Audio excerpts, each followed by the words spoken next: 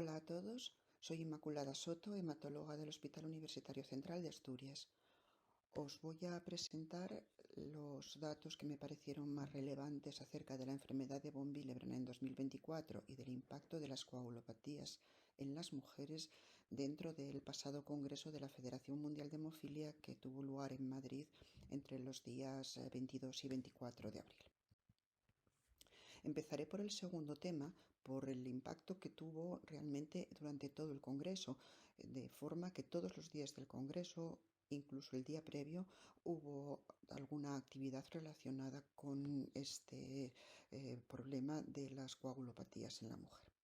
De hecho, como os digo, el primer día, el día previo a la inauguración del Congreso, que fue el 21 de abril, hubo un taller que trataba del sangrado menstrual abundante, durante el cual se pusieron de manifiesto las definiciones actuales del sangrado menstrual abundante, haciendo referencia a las guías NICE en las que enfatizan la importancia del concepto de calidad de vida en este problema. También las causas del sangrado menstrual abundante a través de los algoritmos que utiliza la Federación Internacional de Obstetras y Ginecólogos, los acrónimos PALM y COIN, la identificación de las pacientes que van a sangrar, el problema de normalización del entorno, la importancia de la educación, las dificultades que plantea el ISTH-BAT Score, la importancia de los registros, de seguir las guías clínicas, de seguir una historia clínica rigurosa y detallada y recoger la máxima información posible. Ya dentro del Congreso, el día 1, hubo una sesión en la que lo más importante me pareció que se dio voz a dos mujeres que representaban coagulopatías raras y de lugares muy distintos. La primera era una mujer con una fibrinogenemia congénita que es natural y vive en Austria, y la segunda es una argelina que presenta un déficit combinado de factores 5 y 8. Ambas mujeres expusieron su problemática relacionada con sus lugares de vida y sus condicionamientos sociales y culturales. Posteriormente se hizo una reflexión sobre las dificultades que afrontan estas mujeres y una serie de estrategias sobre cómo estandarizar el cuidado para mejorar la calidad de la atención, la importancia de los registros y la importancia de seguir las guías. También se hizo mucha referencia a la falta de representación de las mujeres dentro de los ensayos clínicos. Este dato se repitió a lo largo del Congreso en numerosas ocasiones.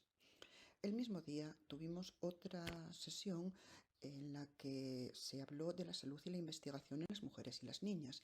En esta sesión, aparte de hablar sobre la situación de estas pacientes en los países nórdicos y también en el Canadá, se habló también de la forma de detectar el estado de portadora de hemofilia B a través del estudio básico de coagulación y los ratios de relación entre el factor 9 y el resto de factores vitamina K dependientes. Sin embargo, lo más importante que quiero señalar es que tuvimos la oportunidad de escuchar a la doctora Nuria Fernández Mosteirín, nuestra compañera, presentando los resultados intermedios del Registro Nacional de Niñas y de Mujeres con trastornos raros de la coagulación y portadoras de hemofilia. La doctora Mosteirín nos presentó sus conclusiones, en las que en el registro español confirma la tendencia heterogénea en el sangrado, la pobre correlación entre los niveles basales de factor y la severidad clínica, que cerca de un tercio de aquellas personas que se prevé que debieran ser asintomáticas, sin embargo, presentan síntomas hemorrágicos, y que la menorragia es el síntoma más prevalente y es lo que representa un reto hemostático. El día 2, el martes, hubo una sesión, un simposio con 3 presentaciones, muy buenas las 3 y muy importantes.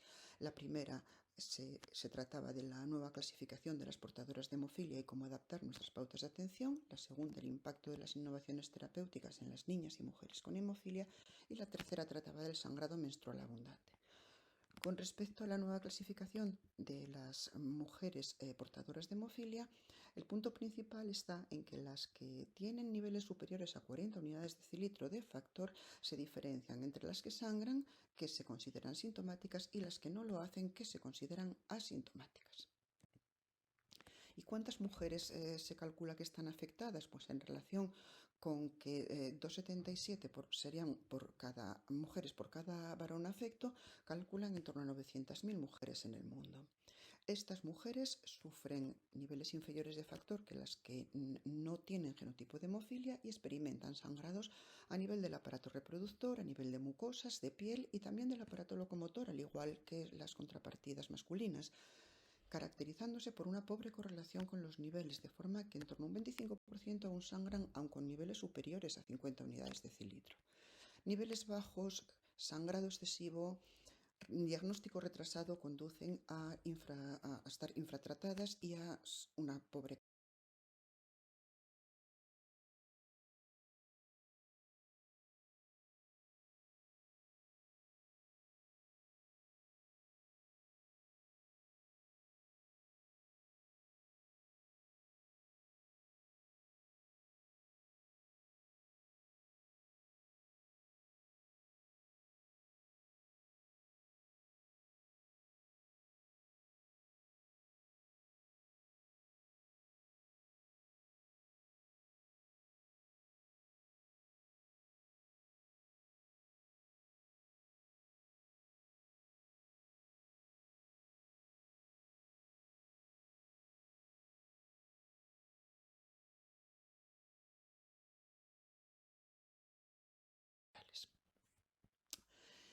En estas mujeres debemos de ser cuidadosos en el reconocimiento del sangrado y la prevención del mismo.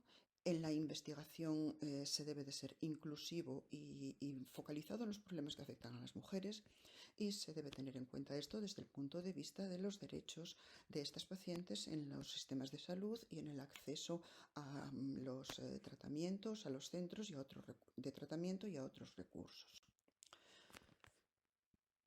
Debemos aumentar el conocimiento y la educación en las pacientes, pero también en las familias y en su entorno. Tiene que identificarse precozmente a estas mujeres, por lo tanto hay que estar pendiente de ello y hacer una búsqueda activa de las mujeres que pueden tener este problema. Y el diagnóstico debe ser lo más exacto posible a través de diagnóstico genético, estudio factorial y una historia detallada.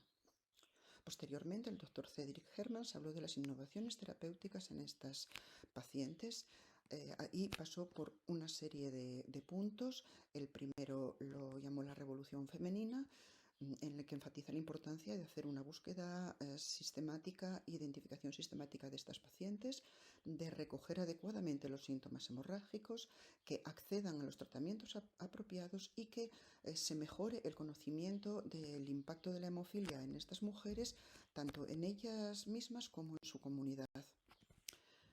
Sabemos que la mayor parte de estas mujeres, un 96%, el fenotipo hemorrágico que presentan es el de una hemofilia A o B leves. Sin embargo, los recursos terapéuticos tienen muy limitada experiencia en estas pacientes, porque sistemáticamente son personas que están excluidas de los ensayos clínicos, de tal forma que el conocimiento solo se tiene acerca del tratamiento sustitutivo estándar.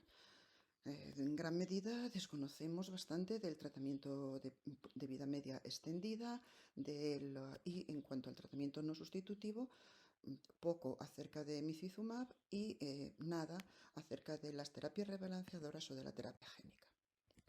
El objetivo terapéutico en estas pacientes es normalizar la hemostasia o, como mínimo, mantenerlas en un nivel de hemofilia leve.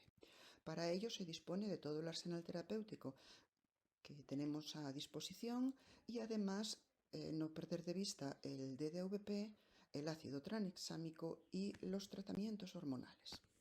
Por otra parte, y acerca de la infrarrepresentación de las mujeres en los ensayos clínicos, insiste en la importancia de hacer ensayos clínicos dirigidos hacia las mujeres, porque la clasificación por severidad es diferente, porque puede haber riesgo de paso transplacentario de los productos que se vayan a estudiar, porque también existen determinados puntos de sangrado que son diferentes en el varón y sobre todo relacionados con la condición femenina.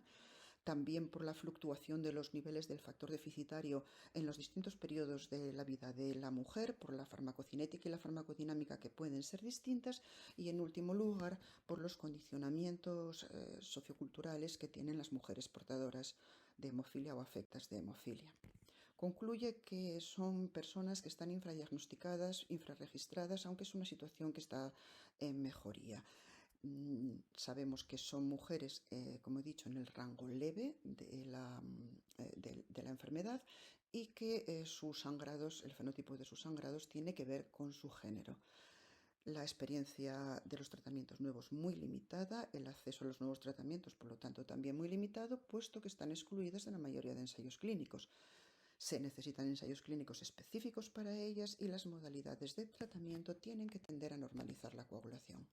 En tercer lugar, se habló de sangrado menstrual abundante, considerando como tal aquel que se extiende más de 7 días, si es normal hasta 4 días de menstruación, y más de 80 mililitros de pérdida sanguínea cuando lo que estimado como normal son 35. Las guías NICE, como he dicho previamente, enfatizan la importancia del impacto en el que tiene en la calidad de vida esta problemática del sangrado menstrual abundante. Los retos los señala la ponente en la predicción del mismo, la variabilidad a lo largo de la vida de la mujer, el acceso a consejo experto, limitaciones del tratamiento y necesidad de investigación adecuada. Y muy importante en la predicción del sangrado menstrual abundante, enfatiza la importancia de la formación del conocimiento, no solo de la paciente, sino también de su entorno. Y el entorno incluye a los proveedores de salud, al médico de familia, al pediatra, al ginecólogo, obstetra y, por supuesto, también al hematólogo. Concluye que el tratamiento debe de ser un cuidado individualizado a lo largo de la vida de la mujer, tiene que ser flexible y tiene que tener una respuesta por parte de la comunidad científica, de manera que les dé un tratamiento innovador, y que se desarrolle tratamiento innovador y que les dé un soporte adecuado a estas pacientes.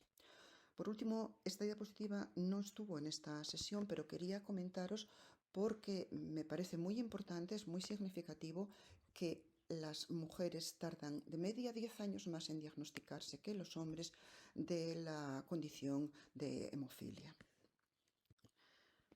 Pasando a la enfermedad de von Willebrand. El primer día hubo una sesión de laboratorio en la cual se presentaron sobre todo las determinaciones básicas y disponibles para el diagnóstico de la enfermedad de von Willebrand, y también qué determinaciones serían las más adecuadas según el nivel de vida del país o del lugar en el que se esté haciendo la determinación. Hubo posteriormente una presentación muy interesante, el Core von Willebrand Disease. ¿Qué significa el Core von Willebrand Disease? Bueno, pues se trata de una estrategia de unificar criterios para ser evaluados en todos los ensayos clínicos, para poder extraer conclusiones de los ensayos clínicos que sean homogéneas, y que, sobre todo, la novedad de este proyecto es que implica al paciente. Es decir, se tuvieron en cuenta aquellas opiniones de los pacientes, qué era lo importante para los pacientes, y se extrajo una serie de ítems, cuyos ítems son los que deberían, según los autores del proyecto, ser considerados en los ensayos clínicos para poder obtener resultados que pudieran ser comparables, resultados fiables y, sobre todo, resultados que al paciente le importen. Hubo una sesión el día 3, el miércoles, de una presentación de ponencias que trataron de tres temas diferentes. En el primero se trataba de lograr un nivel superior de von Willebrand en el plasma en el momento del parto en personas gestantes con enfermedad de von Willebrand, caracterizar la primera corte mundial de enfermedad de von Willebrand del Registro Mundial de Trastornos de Coagulación, y de la utilidad del PFA100 para predecir pronto la respuesta a la DDVP en la enfermedad de von Willebrand. Esta diapositiva me pareció muy significativa porque se titula que el tipo no define la enfermedad. ¿Por qué? Porque la enfermedad de von Willebrand consideran que está muy modificada por muchas otras cosas, como los sangrados en las articulaciones, gastroduodenal, en las encías, menstruales, por las condiciones que comporta la enfermedad en las relaciones personales, en el trabajo, la histerectomía precoz que algunas pacientes tienen que sufrir, los sangrados nasales y el impacto psicológico. Con respecto a la elevación de los niveles en las mujeres gestantes, se clasifican las mujeres gestantes en correctoras cuando alcanzan niveles superiores al 100%, mientras que las no correctoras son las que no lo alcanzan. Los resultados obstétricos son los listados aquí, el nacido vivo o muerte fetal, pretérmino, bajo peso para edad gestacional, precisar la madre ir a una UCI, precisar transfusión sanguínea, histerectomía no planificada, eventos trombóticos, hemorragia puerperal precoz, definida de la forma estándar, y pérdidas de sangre en menores de lo que define la hemorragia puerperal, pero sí entre 500 y 999 mililitros. Con respecto a la anestesia neuroaxial, la hicieron en los tipos 1 y 2. Y en estos casos obtuvieron buenos resultados, pero siempre que los niveles fueran superiores a 50 unidades internacionales de decilitro en el tercer trimestre. Si no era así, les ponían tratamiento profiláctico. Como veis, la diferencia de niveles entre respondedoras y no respondedoras es bastante significativa en el esquema. Concluyen que su estrategia de poner unos niveles en torno al 100% en el momento del parto puede ser eficaz en reducir el riesgo de sangrado asociado al parto y las complicaciones subsiguientes en estas mujeres. Sin embargo, consideran que la hemorragia puerperal precoz es todavía es excesiva. Dice que los resultados no son satisfactorios todavía en comparación con las personas que no tienen enfermedad de von Willebrand. El ponente que presentó los resultados del registro pues hizo una revisión de cómo se había hecho el registro y los trajeron del registro de trastornos hemorrágicos mundial. Presentaron el número de países que participaban en el mismo, todavía pues muy escaso, con lo que insta a la federación a que la gente registremos ahí, y que el principal reto que tienen con la enfermedad de von Willebrand es el diagnóstico. La edad al diagnóstico, como veis, es muy superior en las mujeres en rojo que en los hombres en azul. Y con respecto a los datos clínicos, la profilaxis es muy escasa. Todavía hay muy pocos pacientes, el 28%, en profilaxis en esta enfermedad. Posteriormente hubo un simposium acerca del diagnóstico y tratamiento de la enfermedad de von Willebrand en el año 2024 y a continuación. Comenzó el doctor Lillicrap explicando las limitaciones que tiene el estudio fenotípico de la enfermedad de von Willebrand y se pregunta si la genética podría solventar estos problemas diagnósticos. Entonces, dice que se puede hacer el estudio mediante NGS o por un estudio completo del genoma. ¿Y cuándo lo recomienda? Lo recomienda cuando haya implicaciones para el diagnóstico, para el consejo genético o para el tratamiento. La exactitud del estudio genético, pues dice que para el tipo 1 y niveles bajos está en torno al 65%, mientras que para los tipos 2 y 3 supera el 95%. En el tipo 1, la utilidad del estudio genético es muy debatible y que hay en torno al 35% de casos que las mutaciones no se encuentran. Y, sin embargo, en el tipo 2 dice que en el 2B y 2N es un resultado confirmatorio y en el tipo 2A y 2M el beneficio es cuestionable. En el tipo 3 debe usarse para diagnóstico prenatal. Un problema importante es verificar que la naturaleza patogénica de la variante en el resultado del estudio del gen del factor von Willebrand. Nos cuenta que las variantes de las clases 4 y 5 sí que deben de ser consideradas como patogénicas o probablemente patogénicas, a diferencia de las clases 1, 2 y 3 que no lo serían.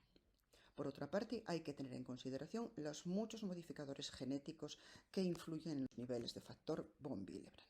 Así que la aplicación racional del estudio genético en la enfermedad de von Willebrand, según él, sería, en primer lugar, confirmar el tipo 2 para todos los subtipos, caracterizar el tipo 3 con objeto de consejo genético, diferenciar el 2N de los tipos no severos, diferenciar el 2B del tipo plaquetario y diferenciar el Willebrand congénito del síndrome de von Willebrand adquirido.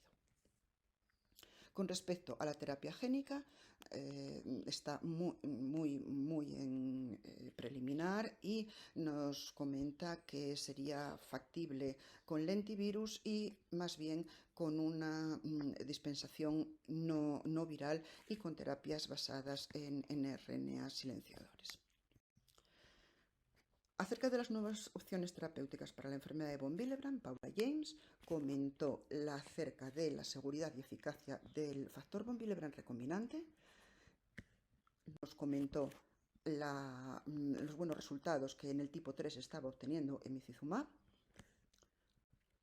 habló del BT200, que es un aptámero pegilado que incrementa el factor von Willebrand a base de reducir el aclaramiento del mismo, del VGA039, un anticuerpo monoclonal antiproteína S que baja la actividad cofactor del TFPI y de la proteína C activada y aumenta así la generación de trombina y es de larga vida media.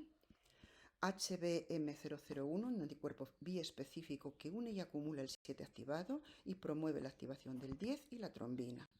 Se usa en la trombostemia de Glanzmann. Y nanopartículas inspiradas en plaquetas. Parece ser que se unen al von Willebrand, al colágeno, a las plaquetas y mejora la formación del coágulo. Los nanocuerpos, los nanobodies, KBV1-3A12 es una molécula bifuncional que se une al Willebrand y a la albúmina y incrementa al doble los niveles de factor von Willebrand durante 10 días.